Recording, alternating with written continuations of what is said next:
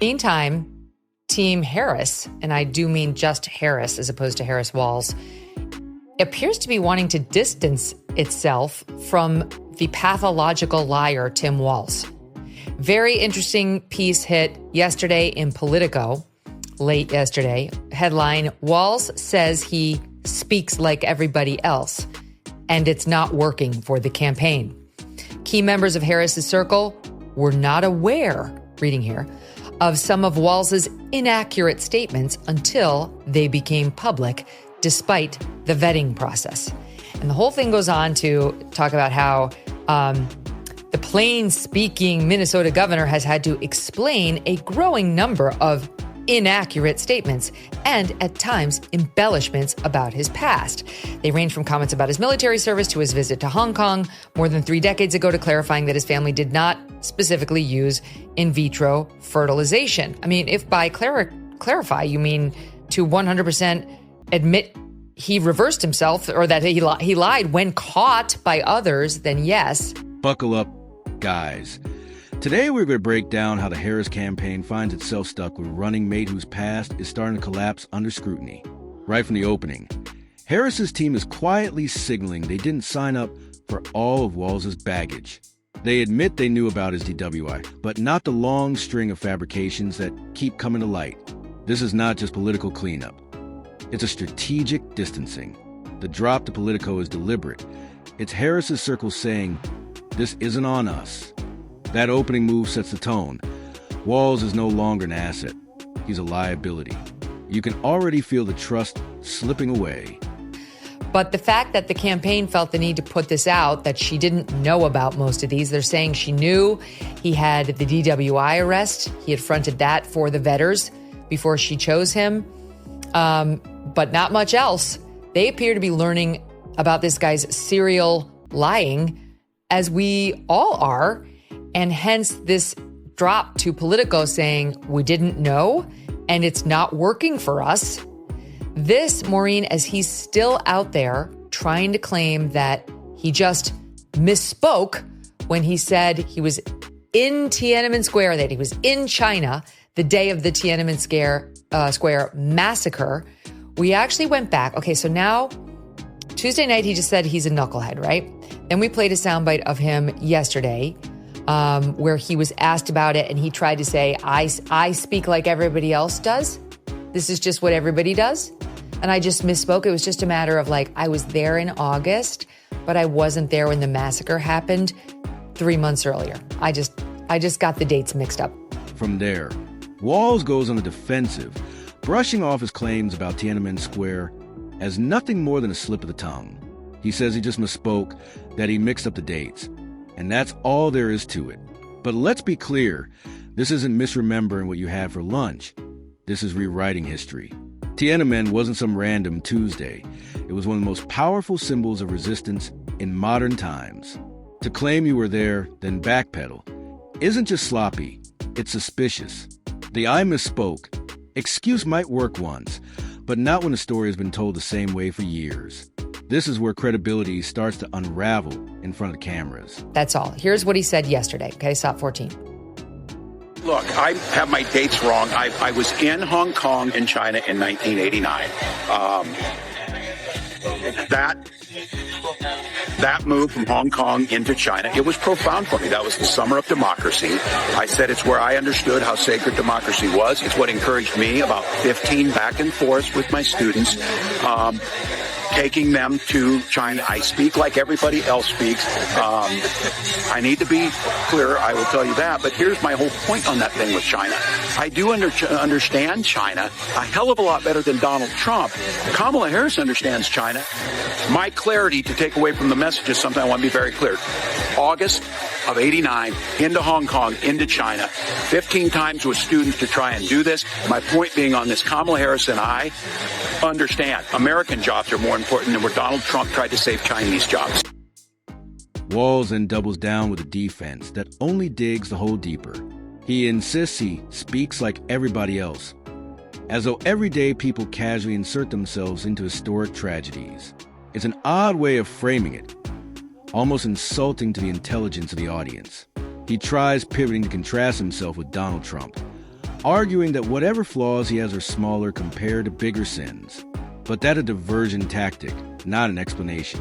What's on trial here isn't how he compares to someone else. It's his own honesty. Credibility doesn't get graded on a curve. And when you claim to witness history you weren't part of, your words carry an even heavier weight. Okay. He misspoke, just like everybody does. It was just a slip of the tongue. He was there in August, but he wasn't there in June. As though being in Lower Manhattan in November of 2001 was exactly the same as being there on September 11th, 2001. It's just a small little detail. Forgot. Okay, we went back, and this has been reported by others, Minnesota Public Radio, then our friends at the Free Beacon, and others as well, including the K-File over at CNN. Here he is. We don't have this on camera, but I'm going to read it to you. June 4th, 2009, per a congressional transcript. We don't have the sound, and the video has been set to private, so we can't pull clips. He said, quote, "For those of you in the room who were in Tiananmen that day, I want to say thank you to you for some very personal reasons. 20 years ago today, this is June 4th, the day of the massacre. 20 years ago today, I was in Hong Kong, preparing to go to Foshan to teach at Foshan No. 1 Middle School in the context of Tiananmen." Okay, 20 years ago today, said that June 4th, 2009. This is where the analysis gets ruthless.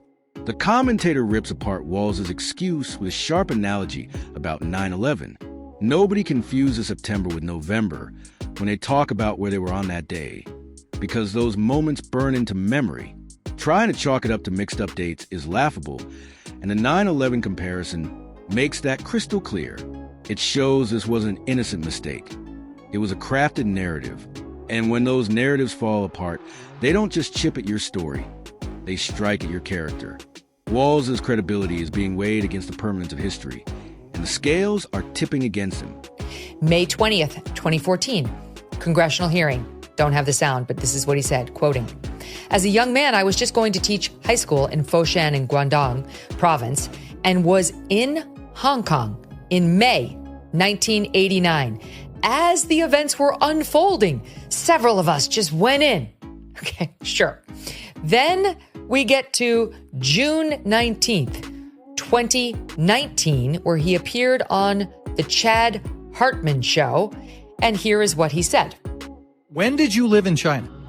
Late 80s. Okay. So, I was there. I see this happening in Hong Kong as a more serious note. I was in Hong Kong on June 4th, 1989, when, of course, Tiananmen Square happened. And I was in China after that. It was very strange because, of course, all outside transmissions were blocked, Voice of America, and, of course, there was no phones or email or anything. So I was kind of out of touch. It took me a month to know the Berlin Wall had fallen when I was living there. I was in Hong Kong on June 4th, 1989, when Tiananmen Square happened once again. And here we go to just recently, February 16th, 2024, on Pod Save America, a left-wing podcast, where he had the following exchange.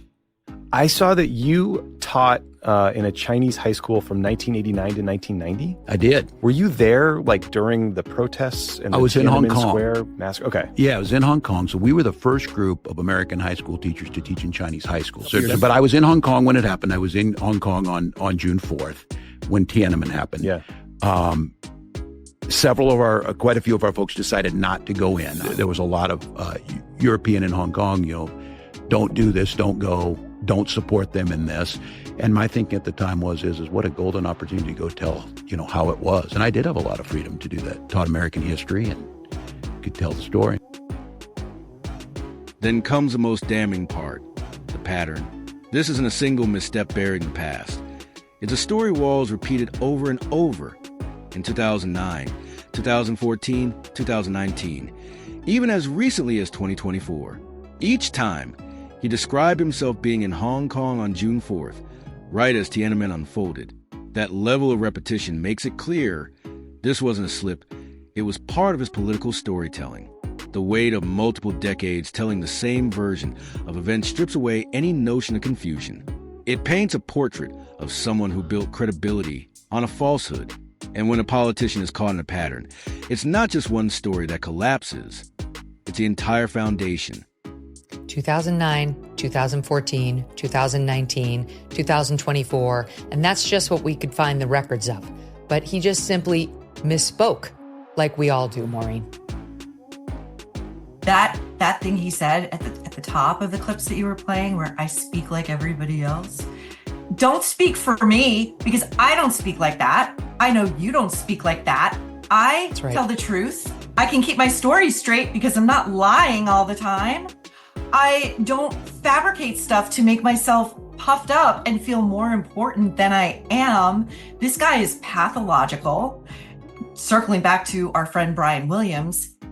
At this stage, the frustration boils over into raw rejection. The commentator lashes back at Walz's claim that everybody talks like this. It's a flat-out no. People don't casually invent themselves into world-defining events. That defense doesn't just ring hollow. It's insulting to the public. The passion in the response shows how deeply integrity matters in moments like this. This is no longer just about political gamesmanship. It's about whether someone can be trusted at all. When credibility is gone, everything else a leader says comes under suspicion. And Walz has now walked himself straight into that credibility crisis.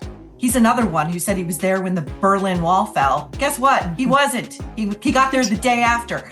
You don't misremember consequential, defining democratic events in history. You don't misremember whether you were there or not. It's not like, oh, I think I saw fish in 89, but I was stoned. I don't know. It's not the same thing. It's just not the same thing. This guy is so pathological. The comparison to Brian Williams drives a nail in. Williams faced public outrage for falsely placing himself at historic moments, and it destroyed his reputation. The reminder is powerful. No one misremembers standing in the middle of history. People remember exactly where they were during world-shaking events, because those days carve themselves into the human mind. To draw this parallel isn't casual, it's deliberate. It puts Walz in the same category of credibility collapse, showing that public trust, once broken this way, rarely comes back. When he said that thing during the debate about his son witnessing a shooting, I just immediately said, that's a lie. I don't believe him. I don't believe you, sir. I don't believe you. Because all he does is lie. And he seems to be at the center of far too many events, like he's Zelig or Forrest Gump. He was in war, he was over here, he was in Tiananmen. He's like, it's not, and none of it adds up. It's so just true. Wild. I don't know. That's a good point. It is like a Forrest Gump thing. He was everywhere. He was in the IVF clinic. He was there being commended by the Nebraska Chamber of Commerce. Megan, he was in war. He was the spermatozoa in the petri dish. That was the IV going into his, like, please. It's amazing. Now comes a cutting mockery. Walz is cast as a phony Forrest Gump, somehow showing up at every major moment in history, always with a story ready to tell. But unlike Gump, this isn't charming or innocent. It's deliberate fabrication. The ridicule is sharp because it exposes how absurd these claims sound when lined up side by side. Once someone is seen as exaggerating themselves into multiple iconic events, every story they've ever told becomes suspect. And when mockery sticks like this, it's nearly impossible to rebuild seriousness or trust. This segment shows his reputation turning from questionable to laughable. Let's get to Walz on 60 Minutes. When does he get his turn in the spotlight? Please, God in heaven, let him come on the Megyn Kelly show. I promise I won't just emerge with his jugular. I'll give him a very fair interview. Just please, I've been a good person. I deserve this, please. Finally, the commentary builds to its dramatic conclusion. The challenge is issued. Put Walz in a real interview, whether it's 60 Minutes or with someone who won't let him slide. The confidence is obvious. Under pressure, his stories won't survive. This is where the case against him comes full circle. From suspicion to evidence to ridicule, and finally to a demand for accountability. It's the ultimate test, and the speaker knows Walz can't pass it. That's the closing note, and with that, we'll wrap up here. Don't forget to like the video, subscribe to the channel, and we'll see you in the next one.